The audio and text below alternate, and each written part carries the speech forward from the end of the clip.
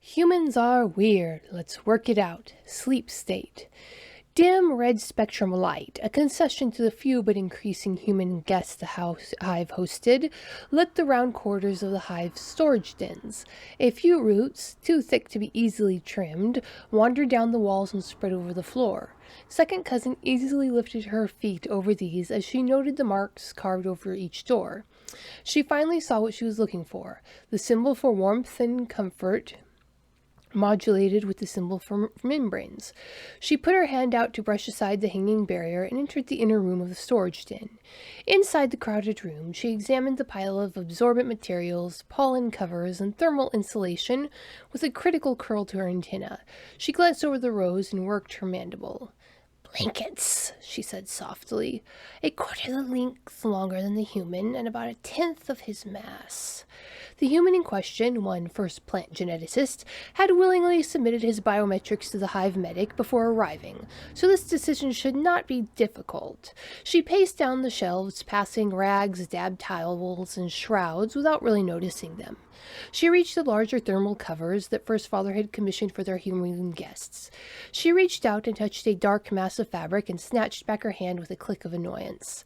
It felt like the bark of one of the oil-producing trees, dense and slightly slick like dried sap. Second cousin was interrupted by the sound of quick light footsteps scampering down the corridor. In a few moments the barrier swished apart and two chittering children came tumbling in. "Not that one!" Fifth sister called out. "That one is a ground tarp. It is for sleeping outside of the hive when scouting," fourth cousin announced, obviously proud of her information. "You must be the help that second mother sent me," second cousin said, feeling her frill flutter with amusement. "Yes, we are here to help you," fifth sister said. "The blanket you want will be heavy. We can help you carry it. First, we need to find the thermal insulation," second cousin said. "The humans call it a blanket," fourth cousin said. "Pick a soft one." "That follows the humans' vines," second cousin agreed. "We will fill the bottom rows," fifth sister said. "You feel the top rows." She walked along, her nerves relieved by the presence of her cousins.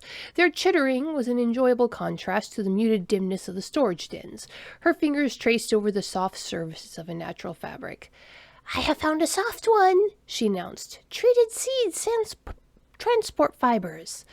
Her cousins eagerly ran up to her as she tugged the blanket down and jumped back as it fell with a thump. Fifth sister gathered up one end into her arms and strained to lift it up. "It's heavy!" she exclaimed. "We will have to work in unison," second cousin informed them. She found the middle of the blanket and lifted the greater portion of the weight. It was heavier than she expected, and she was relieved when fifth sister and fourth cousin took their respective ends. "Now we take it to the human?" fourth cousin asked. "He is called First Plant Geneticist," fifth sister corrected. "Walk carefully now," second cousin reminded them. "Step high over the roots." They passed through the barrier and worked their way down the corridor. Second cousin felt relieved when they stepped out into the dim morning light of the garden. "Is the human going to be awake yet?" fifth sister asked.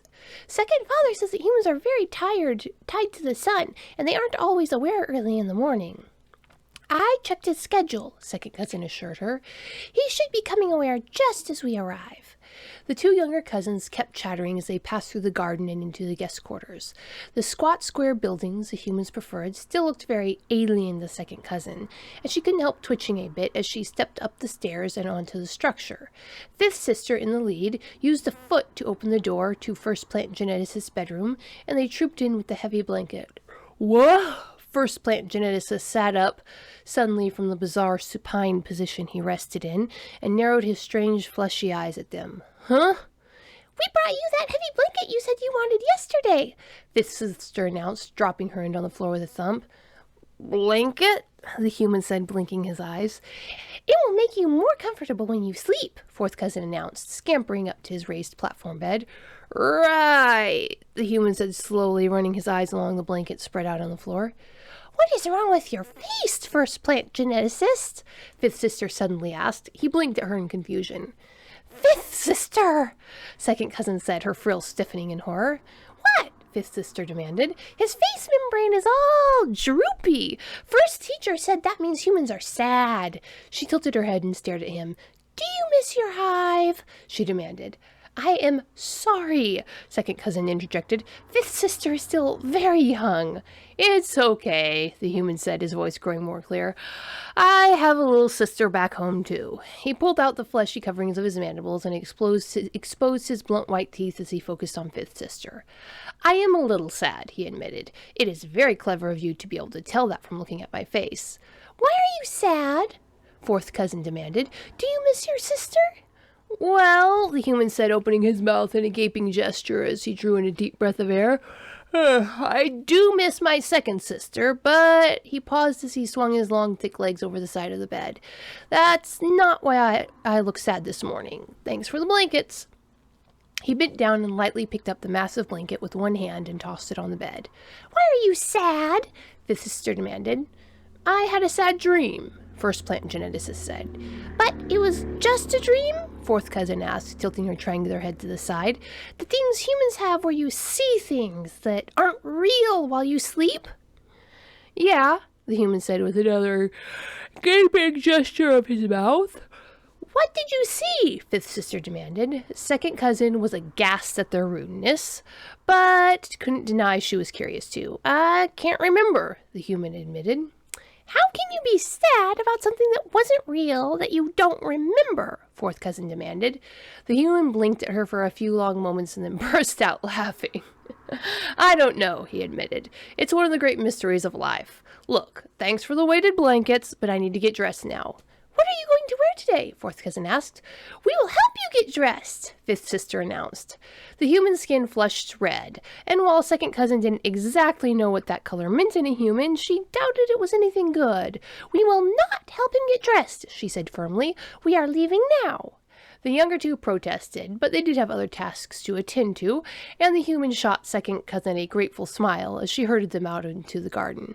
Stop being sad about fake stuff soon, fifth sister called out as they left. That's just silly. I will, the human assured them as he closed the door. Humans are weird, let's work it out. Available on Indiegogo for the month of October 2022. Monty Python meets Star Trek in this third book of human absurdity. This book joins its two siblings in a trilogy of human madness. You can find the first two books, author-signed first editions, at Indiegogo with book 3, or you can go on Amazon, Barnes & Noble, wherever books are available to get your copies of the first two books. Humans Are Weird, Let's Work It Out, Book 3 in the series, available on Indiegogo, October 2022.